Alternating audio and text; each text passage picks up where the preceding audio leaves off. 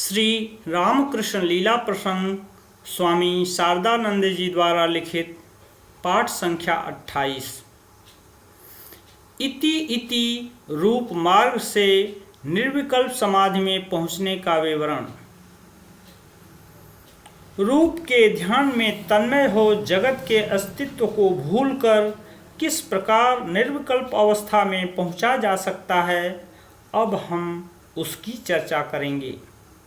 यह पहले ही कहा जा चुका है कि ईश्वर के किसी रूप को अपना इष्ट अथवा मुक्ति तथा यथार्थ सत्य की प्राप्ति का प्रधान सहायक मानकर भक्त उसका ही चिंतन एवं ध्यान किया करते हैं। सर्वप्रथम ध्यान करते समय उस इष्ट मूर्ति के सर्वांगीण चित्र को वे अपने मानस चक्षु के सम्मुख ला नहीं पाते। कभी उनके हस्त, कभी चरण और कभी कभी उनका मुखमंडल मात्र उनके समक्ष अभिव्यक्त होता है, और वह भी दर्शन मात्र से ही मानो विलीन हो जाता है, उनके सामने अविचल रूप से विद्यमान नहीं रहता। अभ्यास के फलस्वरूप ध्यान के गहरा होने पर उस मूर्ति का सर्वांगीण चित्र कभी कभी उनके मानस चक्षु के सम्मुख उपस्थित हो जाता है। क्रमशः ध्यान जब और भी अधिक गहरा होने लगता है, तब वह चित्र जब तक मन चंचल नहीं हो जाता तब तक के लिए निश्चल रूप से सामने अवस्थित रहता है। तदनंतर ध्यान की गहराई के तारतम्यानुसार हृदय में उस मूर्ति का सर्वदा अवस्थान, चलना फिरना, हंसना बोलना तथा चरम दशा में भक्तों को उनके स्पर्श तक की भी उपलब्धि होती है। उस समय वह मूर्ति सब प्रकार से जीवित जैसी दिखाई देती है, और तब भक्त चाहे नेत्र मूंद कर अथवा आंखें खोलकर कैसे भी क्यों न ध्यान करते रहें, उस मूर्ति की विभिन्न प्रकार की चेष्टाओं का समान रूप से उन्हें प्रत्यक्ष होता रहता है। तदनंतर मेरे इष्ट देव ने ही अपनी इच्छानुसार नाना प्रकार के रूप धारण किए हैं।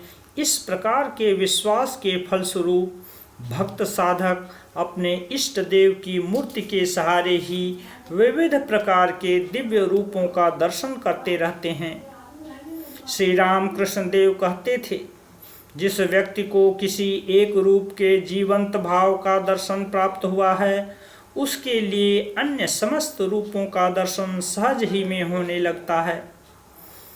इससे पूर्व जो कुछ कहा गया है, उसके आधार पर यह स्पष्ट रूप से कहा जा सकता है कि जिनको भाग्यवश इस प्रकार की जीवंत मूर्तियों का दर्शन प्राप्त होता है, उनको जागृत दशा में दृष्ट पदार्थों की तरह ध्यान करते समय दिखाई देने वाली भाव राज्य की उन मूर्तियों का अस्तित्व समान रूप से सत्य प्रतीत होता रहता है।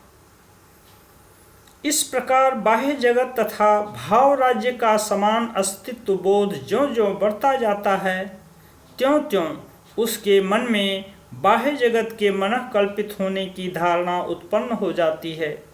साथ ही गहरे ध्यान के समय भाव राज्य का अनुभव भक्तों के मन में इतना प्रबल हो उठता है कि उस समय उनमें बाह्य जगत की अनुभूति लेश मात्र भी विद्यमान नहीं रहती। भक्तों की उस अवस्था को ही शास्त्रों में सविकल्प समाधि का नाम दिया गया है।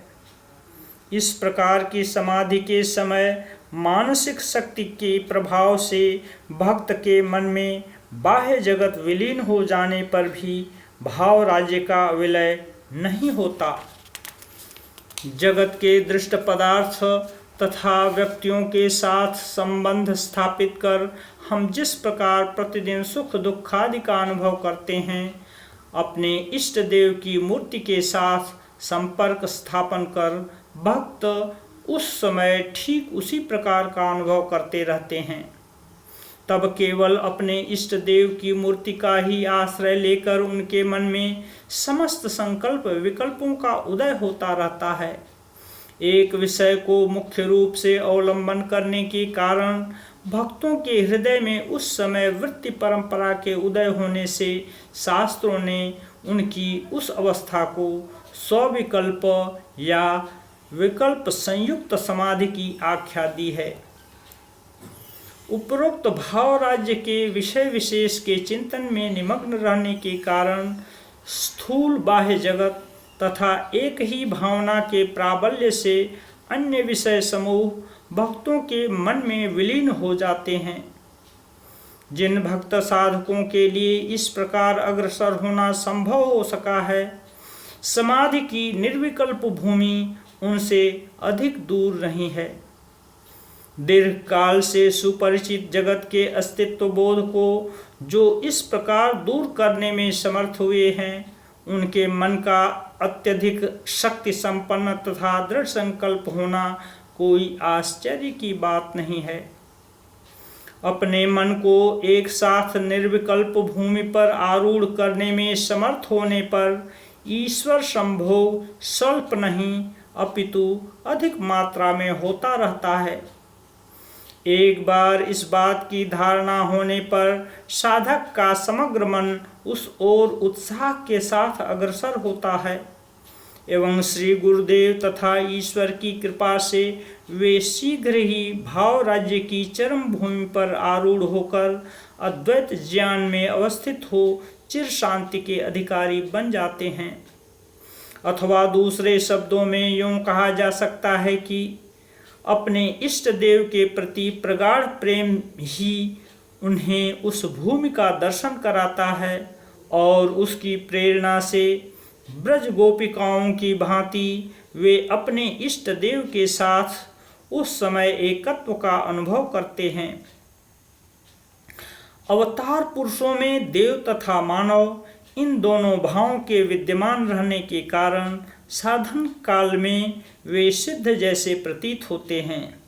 देव तथा मानव इन दोनों भावों के आधार पर ही उनके जीवन की आलोचना आवश्यक है।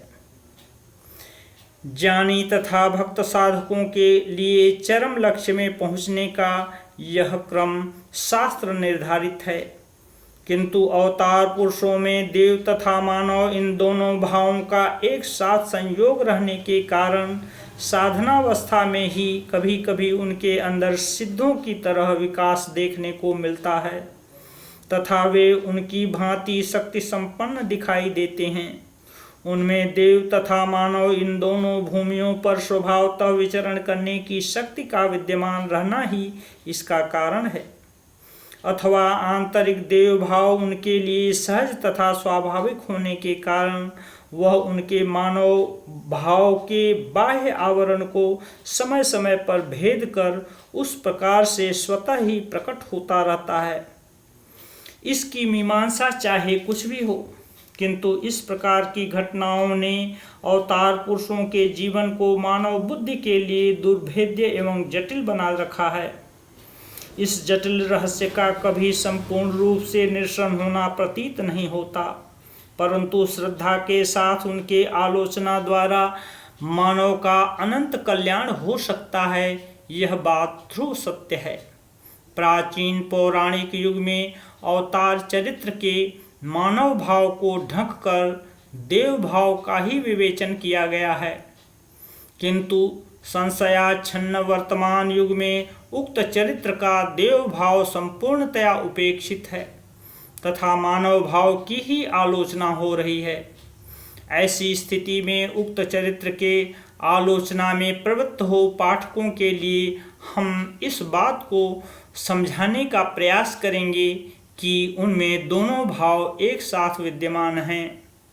यह कहना अनावश्यक है कि यदि देव मानव श्री राम कृष्ण देव के पुण्य दर्शन का सौभाग्य हमें प्राप्त न होता तो अवतार चरित्र को इस रूप में देखना हमारे लिए कभी भी संभव नहीं था। ओम शांति शांति शांति।